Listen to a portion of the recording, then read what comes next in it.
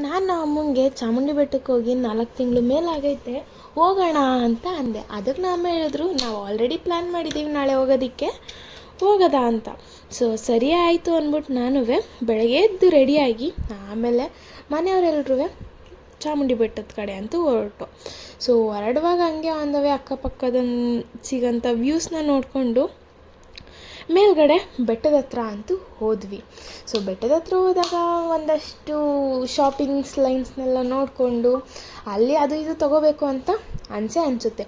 ನಿಮಗೂ ಏನಾದರೂ ಬೇರೆ ವೆರೈಟಿಯಾಗಿ ನೋಡಿದಾಗ ಅದನ್ನು ತೊಗೋಬೇಕು ಅಂತ ಅನಿಸಿದ್ರೆ ಸೊ ಕಮೆಂಟ್ ಮಾಡಿ. ಅದೆಲ್ಲ ನೋಡಿಕೊಂಡು ಹಾಗೆ ಮುಂದೆ ಹೋಗಿ ನಾವು ದೇವಸ್ಥಾನದೊಳಗಂತೂ ಹೋದ್ವಿ.